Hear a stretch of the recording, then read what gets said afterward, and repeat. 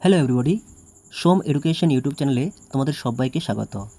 আজকের এই ভিডিওতে আলোচনা করা হয়েছে HS third semester ABTA test পেপারে থাকা ইতিহাস বা হিস্ট্রি এর প্রথম সেট অর্থাৎ পেজ AC 4 এর সম্পূর্ণ এমসিকিউ প্রশ্নের একেবারে সঠিক উত্তরের সমাধান নিয়ে। ভিডিওটিকে স্কিপ না করে প্রথম থেকে শেষ পর্যন্ত কন্টিনিউ দেখতে থাকো। আজকের এই ক্লাস থেকে তুমি অনেক কিছু জানতে পারবে। তাহলে শুরু করা যাক আজকের ভিডিওর মূল আলোচ্য বিষয়। প্রথম প্রশ্ন, আব্দুর রজ্জাক ভারতে আগমনকালে বিজয়নগরের রাজা ছিলেন। আব্দুর রজ্জাক ছিলেন পারস্যের পর্যটক। পারস অর্থাৎ ইরানের পর্যটক। এই বিদেশি পর্যটক কোন বিজয়নগরের রাজার রাজত্বকালে এসেছিলেন? এর সঠিক উত্তর অপশান সি, দ্বিতীয় দেবরায়। এখান থেকে আরও মনে রাখবে, দ্বিতীয় দেবরায় ছিলেন বিজয়নগর সাম্রাজ্যের যে 4টি রাজবংশ ছিল তার মধ্যে প্রথম রাজবংশ সঙ্গম বংশের শ্রেষ্ঠ রাজা। এরপর 2, কোন ইউরোপীয় পর্যটক প্রথম রেশম পথ পাড়ি দিয়ে চীনে এসেছিলেন? এর সঠিক উত্তর অপশান বি, মার্কো পোলো। আর এই মার্কো পোলো ছিলেন ইতালির ভেনিস শহরের পর্যটক। মার্কো পোলো কুবলাই খান এর দরবারে চীনে এসেছিলেন। এরপর 3, ইবন বতুতা কোন নদীকে পাঞ্চ আপ বলে উল্লেখ করেছেন? ইবন বতুতা তিনিও একজন বিদেশি পর্যটক, মরক্কোর পর্যটক। তিনি পাঞ্চ আপ অর্থাৎ তিনি একটি নদীকে 5 নদীর দেশ বলে উল্লেখ করেছেন। এর সঠিক উত্তর অপশান ডি, সিন্ধুকে। এবং ইবন বতুতার একটি বিখ্যাত গ্রন্থ রয়েছে যার নাম কিতাব উল রিহলা, যেটি আরবি ভাষায় লেখা। এরপর 4, চতুরাশ্রম প্রথার তৃতীয় পর্বটি হল। চতুরাশ্রম প্রথা কি? প্রাচীনকালে হিন্দু ধর্মে বা সনাতন ধর্মে মানব জীবনের সময়কালকে অতিবাহিত করার জন্য 4টি পর্যায় ছিল। তার মধ্যে তৃতীয় পর্যায় কোনটি? এর সঠিক উত্তর অপশান ডি, বানপ্রস্থ। চতুরাশ্রম প্রথার প্রথম পর্বটি হল ব্রহ্মচর্য, যেখানে ব্যক্তি নিজ গৃহ ছেড়ে গুরুর কাছে শিক্ষা লাভ করতে যাবে।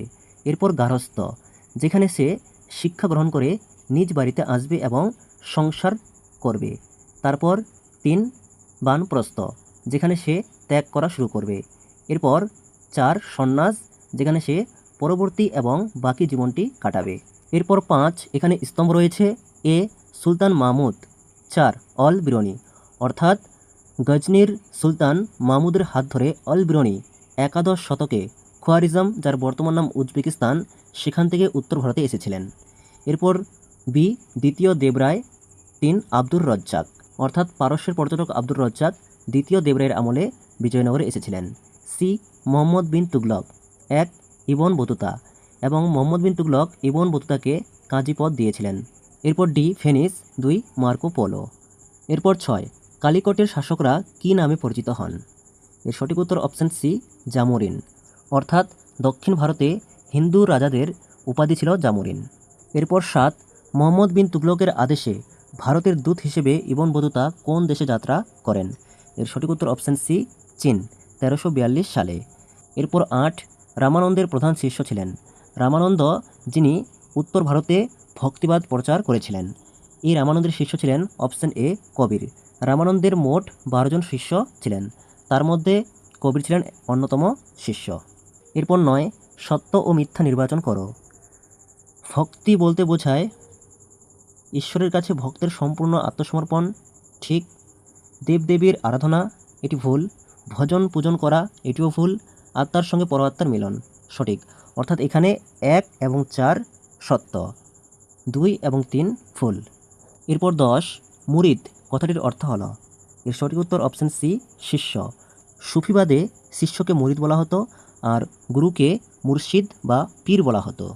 এরপর 11, মধ্যযুগীয় ভারতে ধর্মীয় সমন্বয়ের ফলে আবির্ভাব ঘটেছিল। এর সঠিক উত্তর অপশান বি, সত্যপীরের। সত্যপীর বলতে হিন্দুদের কাছে সত্যনারায়ণ এবং মুসলিমদের কাছে পীর, তাই এখানে সঠিক উত্তর বি, সত্যপীর। এরপর 12, তরিফত কথাটির অর্থ হল। এর সঠিক উত্তর অপশান ডি, মার্গ, অর্থাৎ সুফিবাদের সাধনার পথকে বলা হতো মার্গ বা তরিফত। এরপর 13, বংশগুলিকে কালানুক্রমে সাজাও। বিজয়নগর সাম্রাজ্যের রাজবংশগুলির সঠিক ক্রমটি হল। এর সঠিক উত্তর অপশান সি, সঙ্গম, শালুব, তুলুব, আরবিডু। বিজয়নগর সাম্রাজ্যের প্রথম রাজবংশ সঙ্গম বংশ এবং সর্বশেষ রাজবংশ আরবিডু বংশ, আর মোট রাজবংশ এখানে ছিল 4টি। এরপর 14, যে নীতির মাধ্যমে কোনো শক্তিশালী দেশ অন্যান্য দেশের শাসন কায়েম করে তাকে বলে। Option A সাম্রাজ্যবাদ। 15 পলাশির যুদ্ধের সময় ইংরেজ বাহিনীতে সেনানায়ক ছিলেন। পলাশির যুদ্ধ সিরাজ উদ দৌলা এবং ব্রিটিশ ইস্ট ইন্ডিয়া কোম্পানির মধ্যে 1757 সালের 23 জুনে হয়েছিল। এখানে ইংরেজ বাহিনীতে সেই সময় সেনানায়ক কে ছিলেন?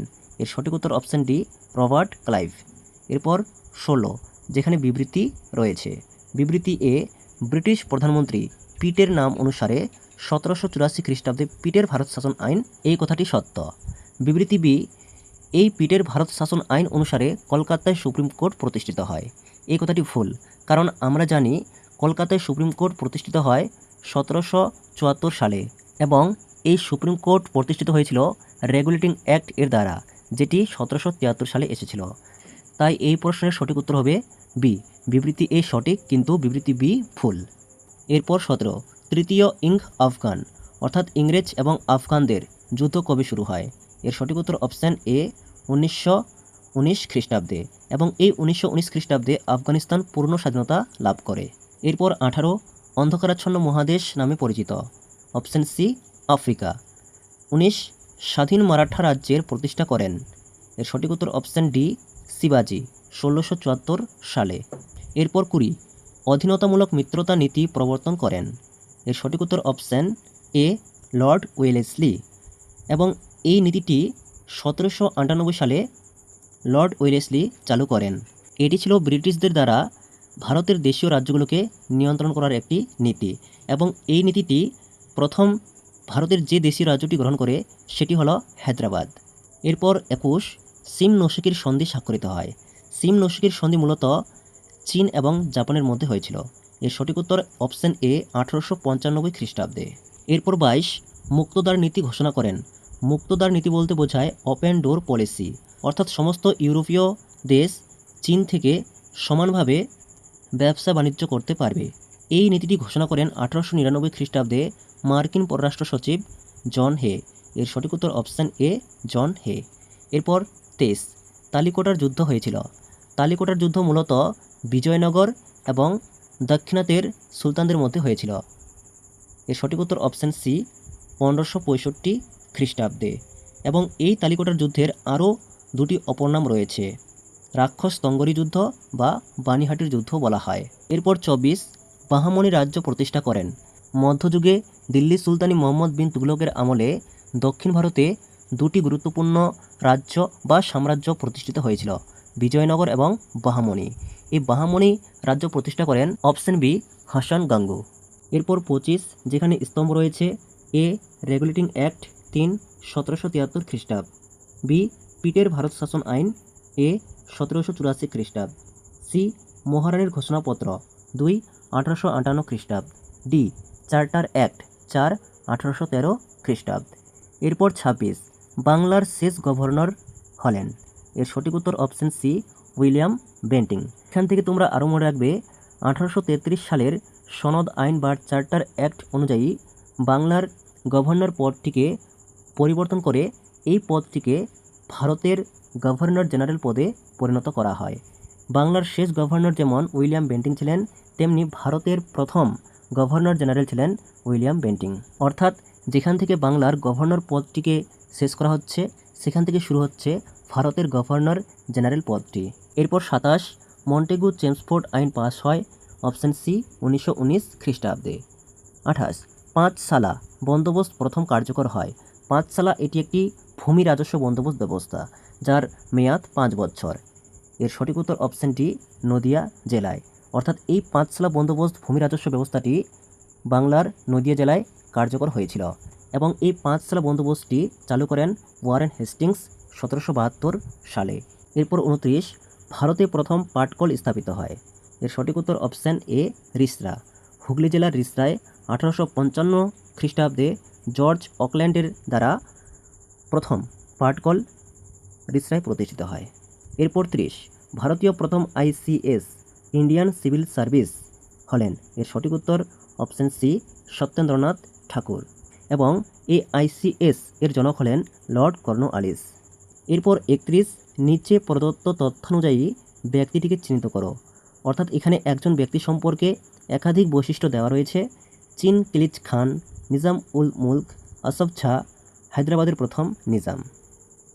এই প্রশ্নের সঠিক বিকল্প হবে অপশান সি, মীর কামার উদ্দিন খান সিদ্দিকী। এরপর 32, মায়ানমারের পূর্ব নাম হল? এর সঠিক উত্তর অপশান এ, বার্মা বা ব্রহ্মদেশ। এরপর 33, নিউ ইকোনমিক পলিসি বা এনইপি এর প্রবক্তা? এর সঠিক উত্তর অপশান বি, লেনিন। 1921 খ্রিস্টাব্দে সোভিয়েত ইউনিয়ন এর অর্থনৈতিক সংকট দূর করতে লেনিন এনইপি নিয়ে এসেছিলেন। 34, বিজয়নগর সাম্রাজ্যের স্বর্ণমুদ্রা যে নামে পরিচিত? বিজয়নগর সাম্রাজ্যে মূলত 3 ধরনের মুদ্রা ছিল, যার মধ্যে স্বর্ণমুদ্রাকে বলা হতো প্যাগোডা, অর্থাৎ অপশান এ।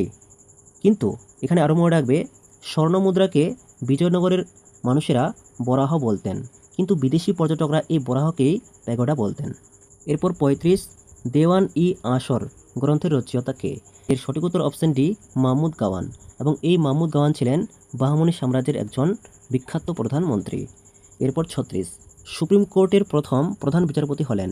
সুপ্রিম কোর্ট কলকাতায় রেগুলেটিং অ্যাক্ট দ্বারা 1774 সালে প্রতিষ্ঠিত হয়, যার প্রথম প্রধান বিচারপতি ছিলেন option C, Sir Elijah Impey. এরপর 37, আধুনিক পুলিশ ব্যবস্থার জনক ছিলেন? Option D, Lord Cornwallis. এরপর 38, চিস্তি সাধকদের ভক্তি সঙ্গীত ছিল?